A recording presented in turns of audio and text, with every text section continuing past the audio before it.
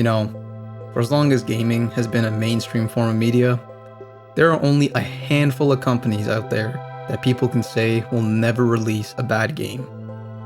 Off the top of my head, I can think of From Software,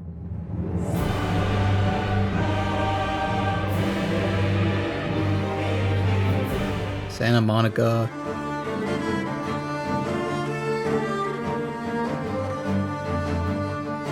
Naughty Dog,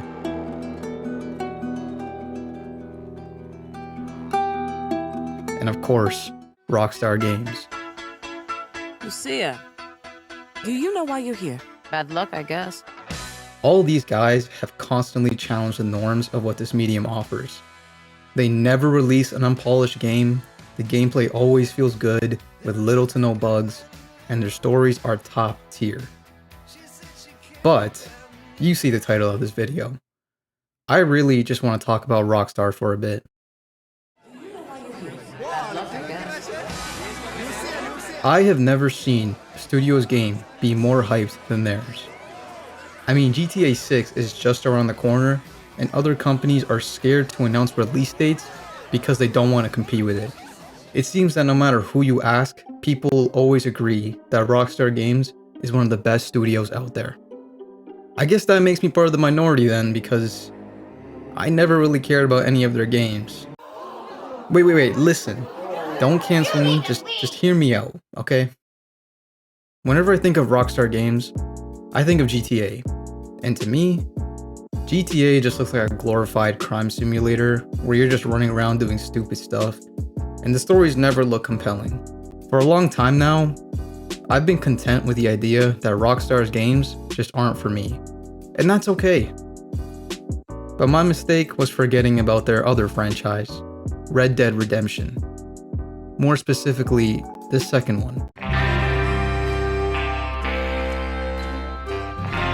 This game came out in 2018, but if you go on YouTube right now and search for Red Dead 2, people are still making video essays talking about why Arthur Morgan is the best protagonist ever, why this story is the best ever made, or even why the open world is unmatched.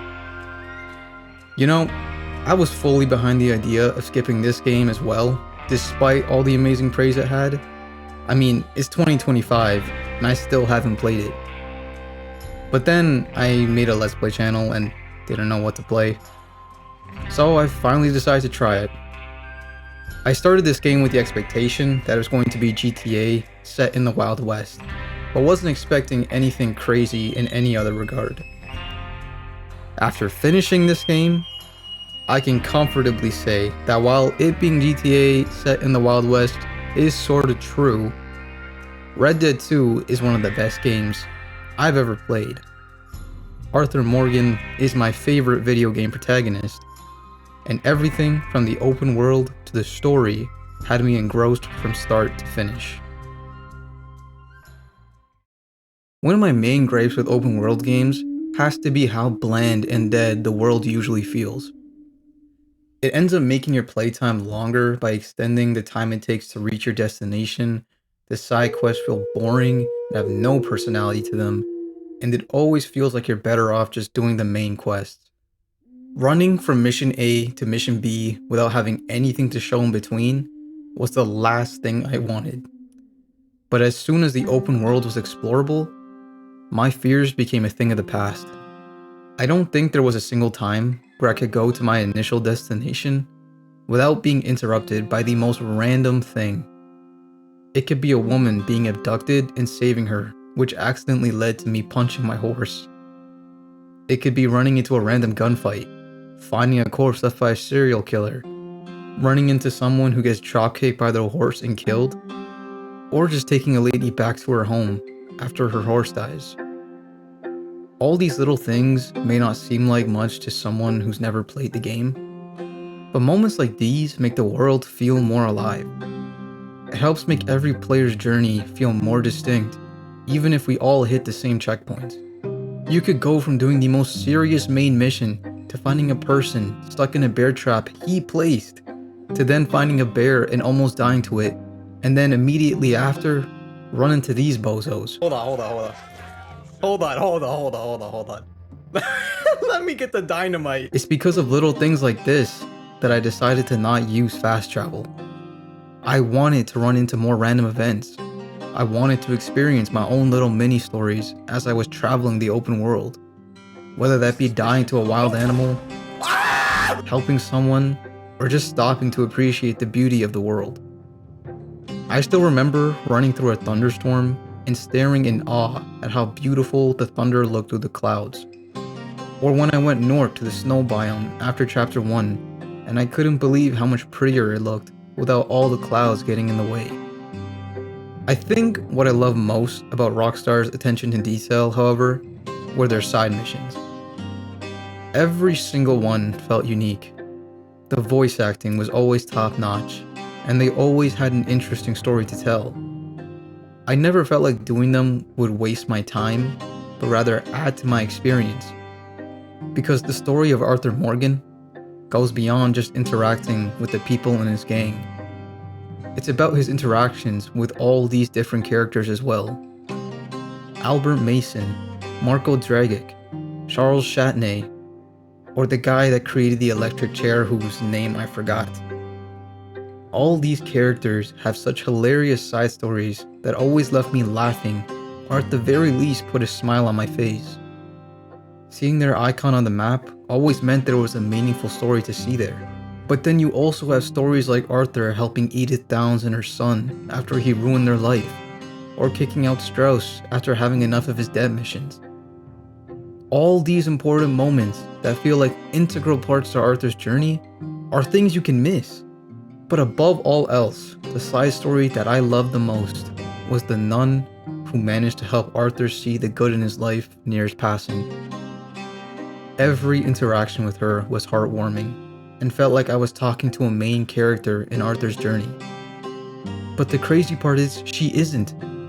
You can miss one of the most beautiful moments this game has to offer by simply not speaking to her. And that just shows me the love these developers had for this game. Now for the main story. Where do I even begin with this? Red Dead 2 knows how to make you feel. There were moments of laughter, of hype, and of tears. Before this, I never had a game that evoked so many intense feelings from me. But Rockstar just knows how to make you care about these characters. You live with them, go on missions together, and struggle through the hard times with them. When people started dying, it felt like I was genuinely losing family, just like how Arthur felt in those moments. Looking back at it, now that I've finished the main story, the early chapters feel like such a blur when it's compared to the end. I still remember how on the rails chapter 1 felt. I was just getting introduced to everyone, learning the gameplay mechanics, and trying to figure out what happened in Blackwater. I still remember hearing this play at the end and just being completely blown away. Music in this game right now is phenomenal. Ooh.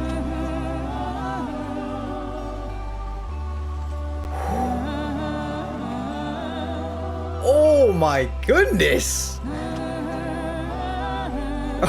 Oh my god.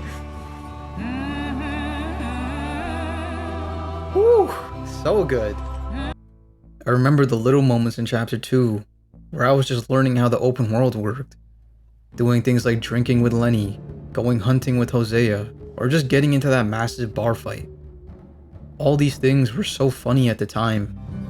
But they're the reason that when Hosea and Lenny died, I was devastated and struggling to grasp that it really happened. They're the reason that seeing Javier and Bill not be on Arthur's side at the end was so frustrating. Deaths in this game are brutal. People don't die in a blaze of glory. It happens in an instant. 1 second they're there, and the next second this happens. Why? By the time you get to the end of chapter 3, the story just put the foot on the gas and never let go. You have moments that get you on the edge of your seat smiling, moments that make you feel angry and betrayed, and moments that just make you want to turn off the game and curl up in a ball and cry. But above all else, I think the moment that hit me the most was when Arthur was diagnosed with TB. I knew by that point something was wrong with him. I just didn't want to accept it.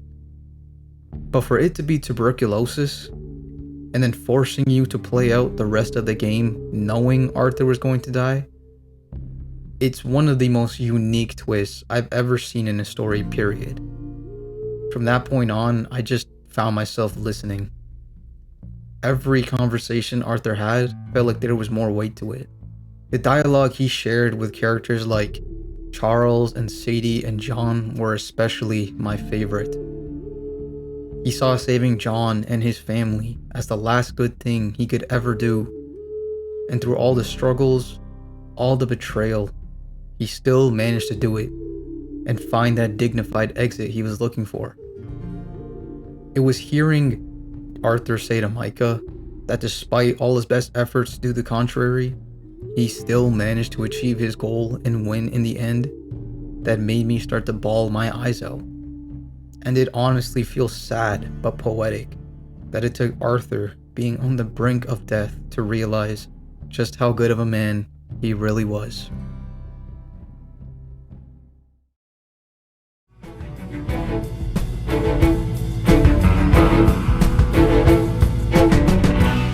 Before playing this game, I had no care in the world for Rockstar. But my mistake was thinking that everything they put out is like GTA. Red Dead 2 is one of the best games I've ever played. The open world was so well designed and so fun to navigate. The side missions had so much love and care put into them. And the main story is one of the best I've ever experienced. It was unforgettable. I had so many laughs, so many times where I screamed with excitement or anger, and times where I just shed tears. Games like this truly only come out once in a decade. And even though I was 7 years late, I'm just glad I got to experience this masterpiece of a game. Thank you for watching.